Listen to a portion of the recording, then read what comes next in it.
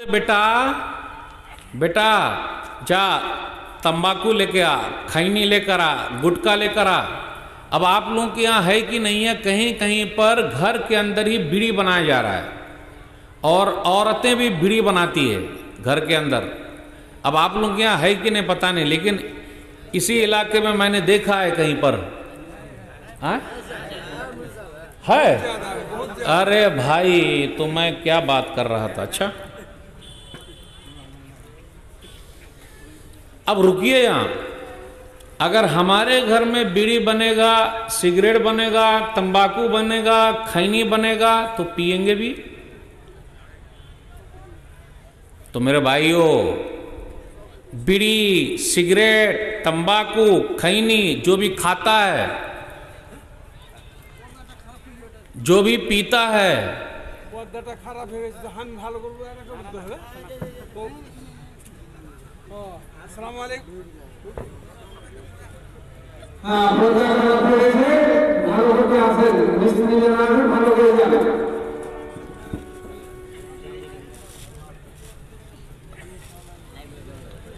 बीड़ी, cigarette, तंबाकू, खैनी जो भी खाता है और उसके बच्चे खरीद के ला के देते हैं, बेटा ला के देता है, बेटी ला के देती है, उसका नुकसान कितना है सुन लीजिए।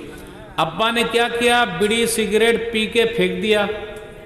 वो जो बीड़ी का थोड़ा सा हिस्सा है ना, बच्चे लोग देखते तो बोलते अरे अब्बा के मुंह से धुआं निकल रहा है, मेरे मुंह से धुआं कब निकलेगा, है ना। बच्चे लोग नक्काल होते हैं, यानी नकल बहुत मारते हैं, एक्टिंग बहुत आती है उनको। अब्बा के मुंह से धुआं निकल रहा है, मेरे मुंह से धुआं कब निकलेगा। अब करता क्या है वो, अगर आपको यकीन नहीं हो रहा तो मैं जैसे जैसे बोल रहा हूं वैसे वैसे आप देख लीजिएगा और सेम वैसे ही होगा, थोड़ा बहुत कहीं फर्क हो सकता है।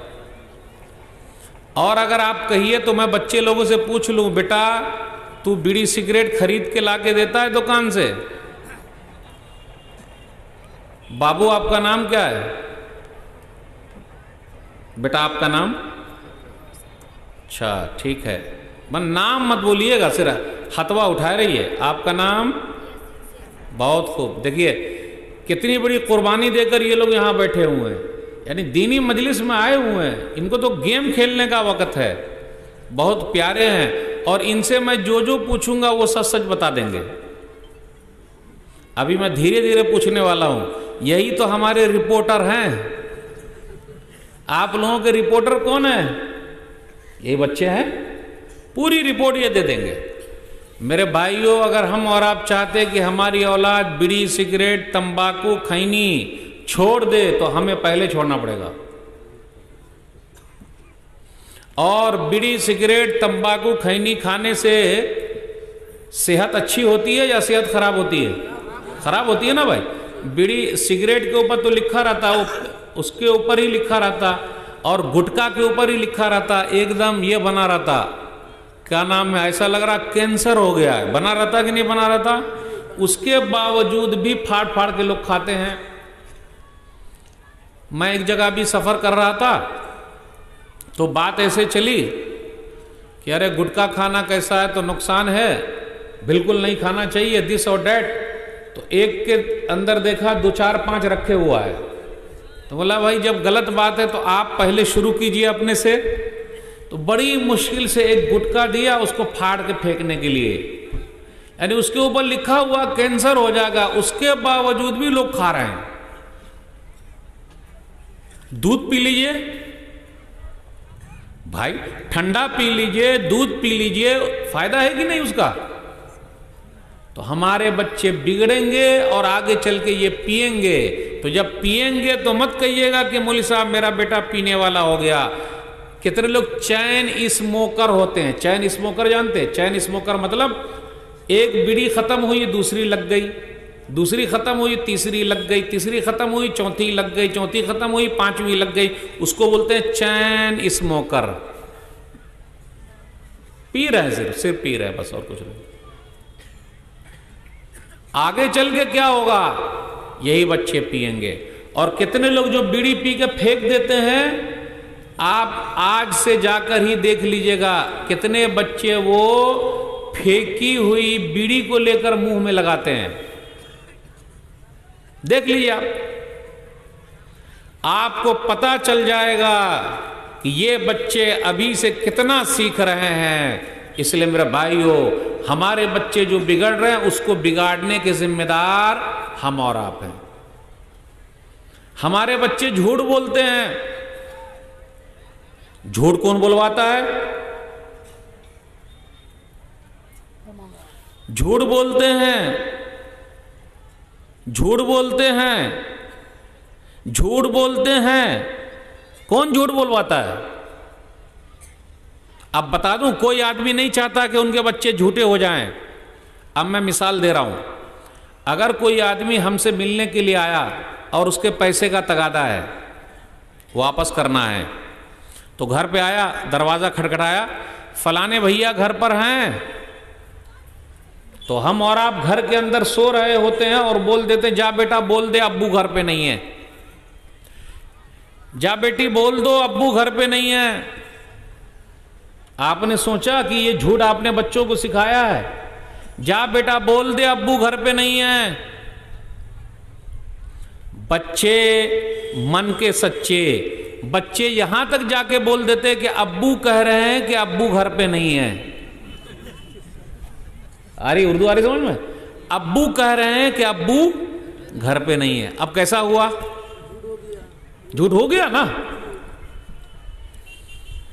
आइए एक हदीस पर गौर कीजिए, सुनन अबी दाऊद किताबुल अदब बाबु तशरीद फिल कज़िब, हदीस नंबर 4991। अब्दुल्ला बिन आमिर रज़ियल्लाहु तआला अन्हु कहते हैं कि नबी सल्लल्लाहु अलैहि वसल्लम उनके घर पे मौजूद है। उनकी अम्मी ने कहा, बेटा इधर आओ, मैं खजूर दूंगी।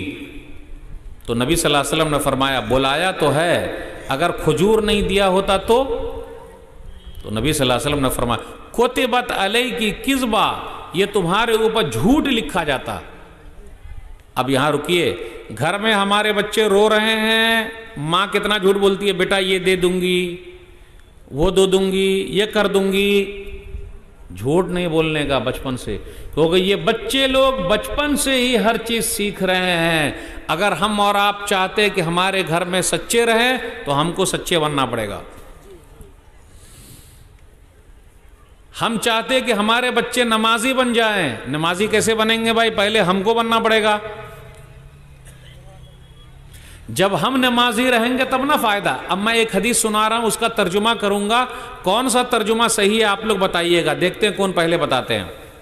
सुनन अबी दाऊद किताबुस सलाह हदीस नंबर 495 495, मुरु औलादकुम बिस्सलाह वहुम अबनाउ सब'i सिनीन, अपने बच्चों को नमाज का हुक्म दो, नमाज के बारे में बोलो जब वो 60 साल के हो जाएं।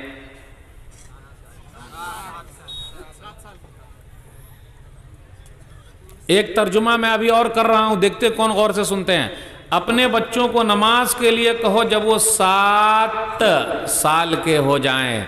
अपने बच्चों को नमाज के लिए कहो, हुक्म दो, बोलो जब वो 60 साल के हो जाएं।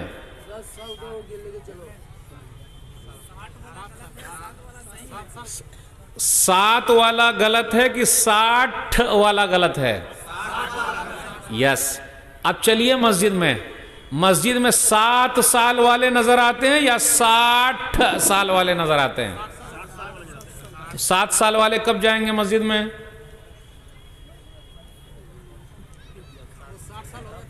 हाँ, जब 60 साल होगा तब जाएगा। सही बोले आप।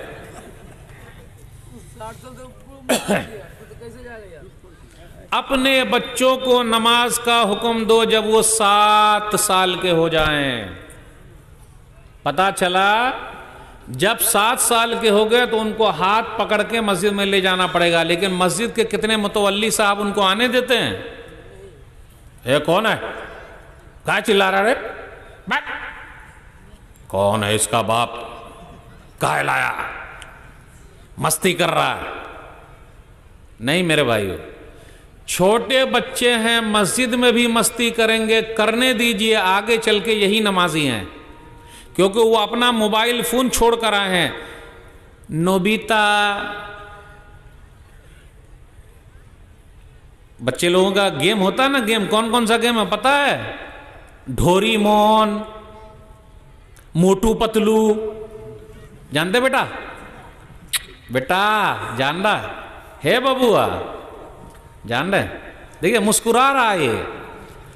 अरे वो अपना गेम छोड़कर आया, मोटू पतलू मस्जिद में आया है, मस्ती कर रहा है, लेकिन आया तो है। तो मुतवल्ली साहब को चाहिए था कि उनका इस्तकबाल करते और उनको चॉकलेट खिलाते। वो चॉकलेट क्या खिलाएंगे, उनको गाली खिला देते हैं, मार खिला देते हैं। मेरे भाइयों, तो जो मैंने हदीस का तर्जुमा किया कि अपने बच्चों को नमाज का हुक्म दो जब वो 7 साल के हो जाएं। आज हमारी मस्जिदें आबाद हैं 60 साल के बुजुर्गों से। अगर ये बुजुर्ग ना रहें तो हमारी मस्जिदों में ताले लग जाएं। अपने बच्चों को बचपन से प्रैक्टिस कराइए, वरना ये बिगड़ जाएंगे। और आगे नबी सल्लल्लाहु अलैहि वसल्लम ने फरमाया, जब वो 10 साल के हो जाएं और नमाज ना पढ़े तो मारो।